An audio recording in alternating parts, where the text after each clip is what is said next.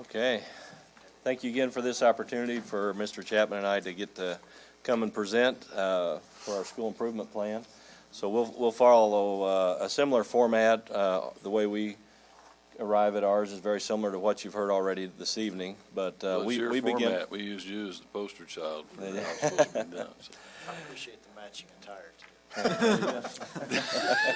Mr. Hounsom said that's what we had to wear.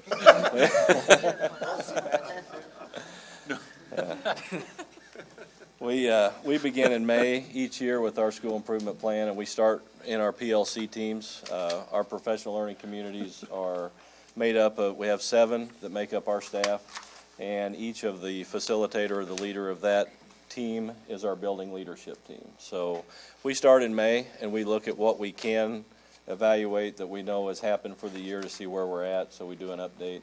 And then we kick it off at the back-to-school days, and then we go from there. We disseminate in our leadership team meeting. We take that out to the PLC team, so all the staff have some input. So that's been a good process. This year, you'll notice as we go through, there is a slight difference in the way we did our measurement this year. As we go through the slides, you'll see that this year we concentrated, and this kind of came from several different areas, but we looked at it, all of our strategies and our goals, and we had 3 big themes this year with what we thought we really needed to hit on this year. And basically those came down to enrollment, because with our programs, whether they're adult programs or high school, no one has to come in our buildings, so we really have to share what we do and the relevance to what they can get from those programs. Placement, pretty much everything we do, we're judged on placement, on whether it's accreditation or with DESE or with adult programming. So we really want to hit on that, and then on instructional technology.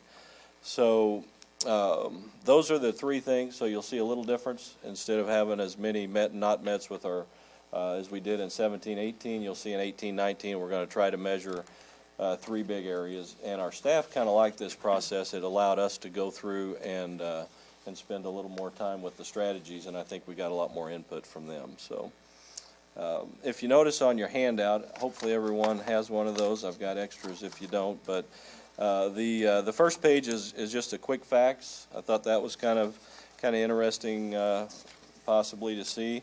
I know I won't read that. I just wanted to hit a few points. We do have 10 different school districts that send students to us on the secondary level, and you can see all the schools there. And Dr. Espinoza is with us tonight. She's one of our sending schools. She's a counselor from Cuba. So we really have a great consortium. So all of our superintendents, principals, counselors, we're very fortunate to have all the school districts that work so well together. But you can kind of see some of the things. One of the things, the plus 24, that's just saying that overall our enrollment is up 24 students from 17-18. One of the things, the 34 skill tech, the commingled, just so you kind of have a feel for what that is in our skill technical sciences. Those are programs, anything from fire and rescue through drafting, through automotive tech, graphic design, all those programs we do take adult students in there. So we have the ability, if seats are available, for them to get programs. So they do sit in there with our high school students. So moving into the last year's, I'll cover those fairly quickly. Those are not in your handouts. I have those up here. You can see last year, goal 1, we had a couple not mets. The reinstating drafting and design is a full-time program. It is currently a part-time program. That's the program Bailey's in that the high school had mentioned. So we're hoping to be able to get the enrollment back for it. We've done some things, and you'll see in our new school improvement plan that remains as something that we're trying to shoot for, because that's kind of a base program for a lot of the things we do is the drafting. We felt really good with the annual Career Expo. I know Mr. Packard and Mrs. Haskell was able to come last year, and so we felt really good with it. We're aligning with DESE's high-quality career tech model. One that we didn't meet, we established a rubrics. We're trying to gauge how much participation, not necessarily our competition wins or our leadership, but just overall participation in our CTSOs, which that's career and technical student organizations, such as FFA, Skills USA, all of the ones that we affiliate with. And we set a pretty lofty goal of 5%. We did not meet that, but you'll see we kept that in next year's plan as well. The high-quality certificate, we worked on that last year, and registered apprenticeships. You'll still see a little bit more about that, but we were excited to be able to maintain and improve and expand on our registered apprenticeship program. On Goal 2, though we were pleased on the student performance and placement. We met those. We do embedded credit. We averaged 85%. Or we averaged B in 85% or more of our students. We expanded our dual credit, our articulations. We met the standards for the MSIP and our adult accreditations. The 2.2 is a very lofty, but it's a requirement for our adult programs to maintain completion, placement, and licensure. So. We also was able to award 2 additional points for all of our consortium schools for the expanding an industry recognized credential. So we were able to expand a program last year in culinary arts, which allowed them all to get 2 additional points on APR. So we're trying to do that again, but there's a point where we just can't continue to expand, but we try. On Goal 3, that was about our instructional technology, and we implemented safety certifications in our programs. We did the staff with instructional technology hours. One of the areas we didn't meet was we put in there our administrator professional development plan with our teachers. Put a not met, and it was very interesting how that discussion came about, and we'll show you how we're going to put that in next year's plan from there.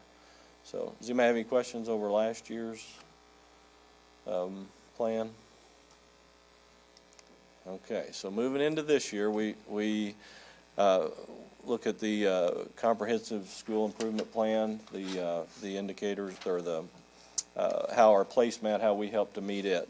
I highlighted a few of those. You can see some of the things that we do to try to help in that area. On Goal 1, we form a committee because we're looking at ways to increase community and parent involvement as well. Our family night it's been good. It's been a lot better than it's been in the past, but we got places to grow, and I think our staff see that. So we're going to put together a team this spring and try to see what we can do to up that. Highly qualified staff. This is a really neat thing. Mr. Chapman will talk about it a little bit more, but one of the areas is we wrote a grant this over the spring and the summer, and it's with the Career Pathways with DESE to get career and technical education more aware to all of the to core teachers such as academic teachers, to try to let them understand better what we do in our buildings, what career and technical education is. It's been a really neat process. Appreciate Mrs. Atkinson. She has helped us a lot with setting up those budget codes and being able to get that going. It's been a learning process for me, but it's a really neat event. Our spring professional development will have those teachers in our buildings. We'll take them on an industry tour, and we'll wrap them up in here with a industry panel explaining all the things that those students need to know and what they do. So it's really exciting. We kick that off February 15th. So on the third one, continue to implement and register apprenticeships with the Department of Labor. We just this month registered our second apprenticeship in carpentry, and again, that'll be talked about a little bit more in this goal. Very excited with that. Mr. Robinson in our carpentry program has worked real hard, and what's nice that we're finding with the apprenticeships is that brings industry in and meets with our teachers. Our advisories do that, but this just makes it more one-on-one to where we see what they need, and we can tweak our curriculum to get them workers. And there was about 5 really good conversations. The first began with DESE coming down. They were part of that, as well as the Department of Labor and Workforce Development right here in Rolla. So it's been exciting, and it's with a local contractor, and it's really helping him. He's got a worker that hopefully will be there in 5 years, that will be somebody that he can count on, and that worker knows they're going to be getting an in wage in 5 years as a journeyman carpenter. So on the student performance, we focus on the completion placement certifications, and on the governance part, we are continuing to implement the high quality indicators that DESE recommended as good practice or best practice a few years ago, and we've got all of our programs aligned there and doing well. I think it's going to be a little more than a best practice in a couple years, so I'm glad we jumped on the bandwagon early. So any questions with any of those? Okay, well, I'll turn it over to Mr. Chapman with goal number 2, or goal number 1. There you go. Thanks for having us again. It's all about communication. My boss tells me to wear this shirt, I wear the shirt. So it's about communication, so we do that well. Mr. Duncan is extremely prepared, and if you haven't noticed that in the last several years, I sure have. And so hopefully everybody next year will follow his lead on how we've done it this year. Goal number 1, 2, and 3, we'll have 3 goals. And what we did is we had that big conversation about some of our strategies we weren't meeting. But some of those strategies were more about one program versus another. And with so many different diverse programs, we felt that what we're really trying to do was meet the goal of the goal and meet that measurement. So you'll see our measurement inside our goal this year, and then you'll see those strategies. And for next year, we'll come back and tell you if we've met the major goal, and then we can talk about some of the strategies, but it'll be if we've met the goal or not versus if we met the strategies for that goal. And so that's the big difference you'll see there. And so there's a lot more strategies, but we won't have as many meets on them, and Mets and not Mets. We've been on the forefront here in Rolla about high quality and career technical education programming. There's actually surveys our teachers do, and we give it to our advisory committees also, and our students will get to see those also, where you can actually make sure that our programs are to the standard that Missouri's wanting in a high quality career and tech program. That now is coming into fruition to see where our funding is going to come from in the future, but we're on the forefront of that and have lots of years of data compared to the other schools such as us. We want to maintain affordable tuition, like Mr. Duncan said earlier. People don't have to come to us, and when those sending schools are sending students to us on the secondary level, I'm happy to tell you we've had the same tuition for 9 years, and that's very difficult to do. You have to make the right calls on a lot of situations. But 9 years of the same tuition is pretty significant, I think, and shows the stability of our programming. Also, in our adult programming, affordable tuition, we got to keep that affordable because they have choices also to take practical nursing programs or anything else. So we have to keep that in mind and in the right place also with providing the best that we can. The enhanced recruitment. We've really worked hard with the new counselor in the last couple of years in a career expo for our sophomores. That's what that is mainly about, because we do see mainly juniors and seniors in our traditional programs at RTIC. And then also in multimedia, Mr. Duncan's really good at Twitter. I'm not so much, but I did put a picture on there today, but it wasn't of school. Anyways, alumni awareness. We like to work with them also this summer. If you haven't noticed, I'm going to steal a lot of stuff from Mr. Smith because I think he's a great promoter of us now. If you haven't noticed, the reason the number of the bricks aren't there, I'm going to point at him. But the bricks being there, I'm going to point at me. Because our ag department has been putting the bricks down. They say RHS out in front of the high school. It's a great collaboration project in giving our students in Rolla to remember that we're there and make them feel at home too at the high school and vice versa. Also the Bulldog off of 10th Street, if you'll see it, is a nice addition that one of our students helped do the last couple of years. Research and expanding new programs. We're always looking for that. We've got to be at the right place, the right time. One of our newest ones here in this building down the wing is Early Childhood Careers. It's been a very, very good program. We have a great instructor down there. And we're looking at maybe expanding that in the future to some early education. Not just so much early childhood, but early education to get into that teaching I think we're missing a little bit of those students that want to be teachers when they grow up, so hopefully you can do that. Enhanced drafting design, if you'll turn to Mr. Smith's copies of page 4, 5, 6, and 7, you'll see what we can do in drafting and design. And one of the things I like to tell people about that is, thank you, Mr. Smith, it's not just drafting and design, it's CAD, and with that it's really Revit and Inventor. And one of the questions I'd like to talk to Bailey about while she was still here is what programmings did she learn, and how did she learn those programmings to get to where you saw those renderings? There's a lot there, and she's done extremely well in the short time she's been there, but our students can do some really cool things, and that's where they're headed in the future, to do those renderings and drawings for other people. Increased career and technical student organizations, that's our FFA, our DECA, our HOSA, TSA, and you guys will see every month we have some outstanding students doing some great things. And just as the high school said, or in the junior high said, giving those students another thing to be involved in, it really helps them through their school and their career. Give everybody a place to be.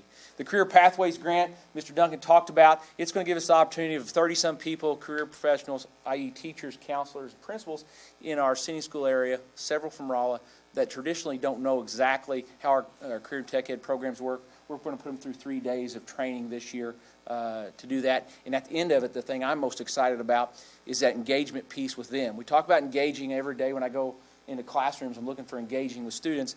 This, we're going to engage those professionals to actually produce something and bring back that third day of a lesson or something that they can promote in their classroom that talks about being career and college ready. So that's exciting for us. And some tours and things will go on with that. Non-traditional, we had in Rtic, we had a student win a state non-traditional award. Those are some measures that Perkins uses, some of our funding always. It's very hard to reach those things, i.e. males in nursing and females in construction trades. But we try to work on that, and we've had some great success lately, and we want to continue to do that. We want to continue to enhance our senior school and recruitment. We Rolla students and senior schools, we always want to get more and more of them. And then we have just those last 3 things have to do with recruitment. And like Mr. Duncan said earlier, one of our main games, we have to have students in the classroom and enough students to keep that affordable tuition, which will make more students come. So those things. Goal 2, we want to make sure 95% of our students are placed, to give them and make sure they're college and career ready. Through DESE, we're part of College and Career Ready, and we want 95 of our students placement. Now, what we talk about placement traditionally in our programming is we talk about it 180 days out. 6 months after they graduate or in one of our programs, what are they doing within that time? Are they furthering their education? Are they going to work? And they're going to work in the field that we train them for. So those are the numbers we look at, and that's what we mean by placement rate at 95%. We want those students, we want to give them good knowledge and skills to get them a job or further education. So those benchmarks are for Perkins, DESE, and all of our accreditations you'll see here in a little bit, and it's in a handout. We have to meet placement rates for a lot of those things. We want to continue to expand work keys testing. A lot of people talk about work keys testing, especially closer to St. Louis and those areas. That's coming this way, and as it comes this way, we hope that we can meet the need and give those students, or most of our students, if not all, another credential that they can take to their potential employer with them. Implement safety certifications and credentials. Last year we hit hard on that. Safety is a huge part, and any job you're going to nowadays is safety. I watched a video today about a cattle sale barn, and they were using robots to move cattle around the sale barn. And I had to laugh at it, but the whole part of that was it was a safety thing. And safety in human lives are extremely important, and getting people hurt and keeping people healthy, that's a lot of money tied up in different jobs out there. Expand and maintain dual credits and articulations. What I can say about that is most everybody is sitting in this building are going to say you probably got those with East Central. Correct, we do. We also have them with Drury. We also do with OTC out of Springfield, and we are looking at some right now through Missouri State, West Plains, and getting those dual credits are awesome for our students and the ability for them to meet their goals in the future. We want to meet and sell you adult programming. You'll see that also. The accreditations, we go through a massive amount of accreditations. People walk through this building in suits and ties to see what we're doing all the time to make sure we're up to par. A lot of that has to do with Title IV funds. And the federal government says if we're going to allow you to use Title IV funds, you're going to have a good program. So that's where you see our accreditations there. We're emphasizing our employment skills. We just had meetings with COPIC in the last couple days, Mr. Duncan and I, about bringing some more employable skills into our facility to help some of our students. We're having some of our students some of our non-traditional students that are coming to us later in their age, and their age is older, and they're having trouble getting back in the workforce, not because they can't do the job, it's because they can't get the job. And it's because the manager's 25 years old, they're 50, they're going into a mechanic shop. How do I interview? What do I wear? What do I do with those things? So getting that employment is good, and we want to add to that. Registered apprenticeships, terribly exciting. If you watch the news, you hear a lot about registered apprenticeships. We're registered apprenticeships with the Department of Labor and the Department of Education. Those are awesome activities for us to be involved in, and it also brings in these local Oxford Construction is the last one we've done one with out of St. James, and they're working a major job here in Raleigh right now. That student, what does that mean? Here's what it means for a student. The student is starting out making 50% of what a journeyman wage is in that field. In this particular field, for grins, let's say it's $25. So they would start there at $12.50, and they know that working in the 3 to 4 year range, they're going to make $25 an hour. What an awesome opportunity it is to lay that on paperwork down with the parents and talk about where you can be in 3 and 4 years. We do that when we talk about college a lot with our students, but not a whole lot when we're talking about going in the trades of where I can be. And these are papers that if this student takes this schooling and performs this well on his job, this is what he's going to make. And so those are really exciting to give to students. And I also think it's real eye-opening to parents on what my son or daughter can actually make in 4 or 5 years if they take this program seriously. So implement a job fair. Our allied health programs is the strategy for that. There's a lot of employers wanting our students to come work for them, and so we're going to open up an opportunity for them to come, hopefully cherry pick all of our students in the spring. So, any questions about goal 1 or 2, or I'll get out of your way? Good deal. What's going on?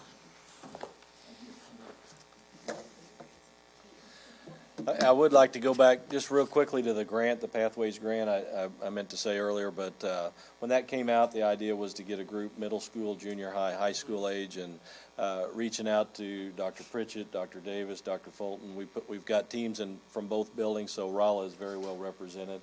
We also had interest from 5 of our other sending schools, so we've got those teachers coming into Rolla, so we're real excited about that. But appreciate all the work that they do, and they got with their teachers and got those teams assigned. So we're anxious about that. So appreciate all the help from the other schools too. So goal 3, basically that one is again dealing with instructional technology. We want to increase in all of our programs. And basically what we're doing there is Brenda Spurgeon, Mrs. Strain, Mr. Wright, they do a great job for us. They customize a lot of our training. We've got a pretty broad range of teachers. We have some that only have adults, and we have some that have adults in high school, and some that just have high school. So we split those up, and we have different things that she goes through with those, so it's very effective, and we are continuing that this year. It's very helpful. On our surveys, that's going to address the one as we went through this, we had some really good conversations with the staff when we started school back, and we actually also survey our students with each teacher. So each teacher administers a survey, so the students get to give feedback on them. And we are looking at we've had one that we've used forever, and so we're actually looking through those, and we're creating one for them, as well as some of the questions on our staff. We want to be able to drill down that the staff can do on administrators, on Mr. Chapman and I. So we're looking at those and starting to put together that draft, so we'll have that ready to roll out this spring as well. So as we put that together, we'll show that up hopefully in this year's, by the end of the year. Basically, the last 2, the state-of-the-art technology equipment, we try to grants. We do 50/50 grants. We do enhancement grant for the career and tech programs. Our programs, they're very expensive to stay up, but there is some money out there. Appreciate the board's support. I know a couple times this year we've came with some high-ticket items. We got a new X-ray machine in radiologic tech. We've got the new CNC router in wood manufacturing in play now. So, and lots of things, lesser scale, but we're able to get a lot of matching money there. And Desi's been great to work with this year. We've had some stuff break down after school started, and get with Dr. Zalis. We get those signed, and they're still supporting us on matching funds there.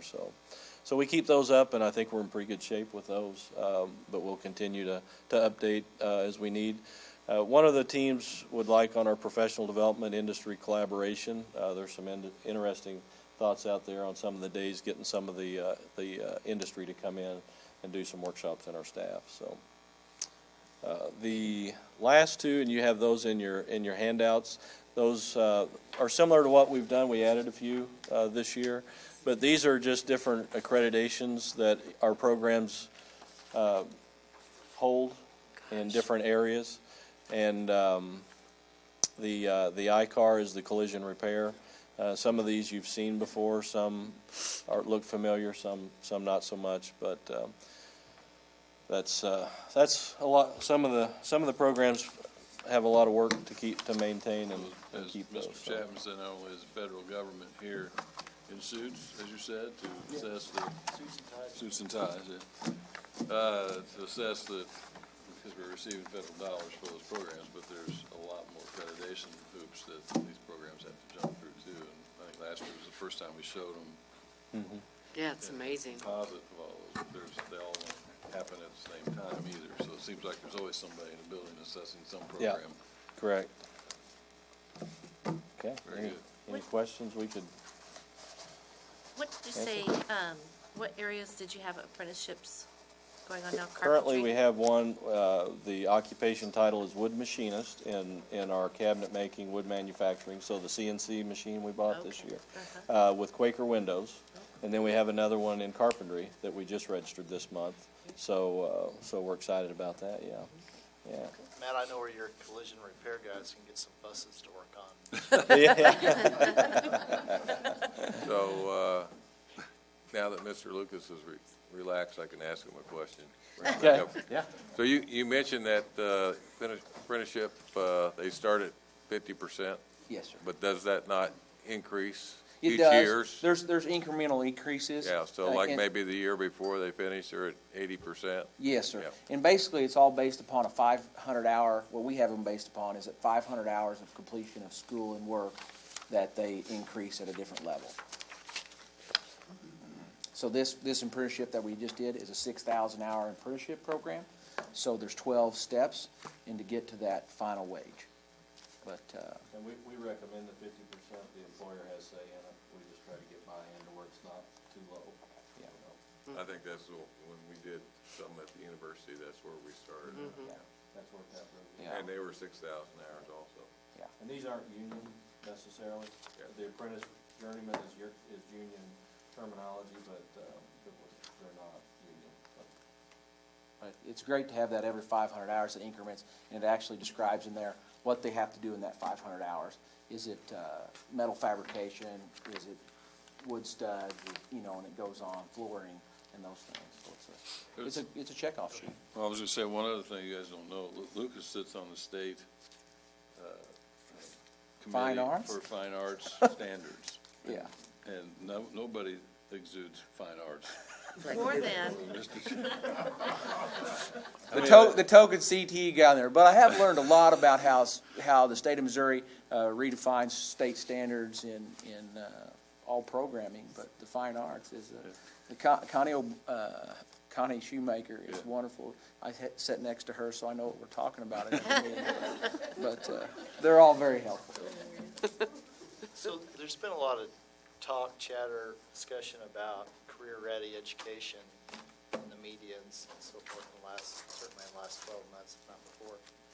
Is there any funding you see coming down the line that's going to support that? Perkins just got reauthorized, and it's looking favorable.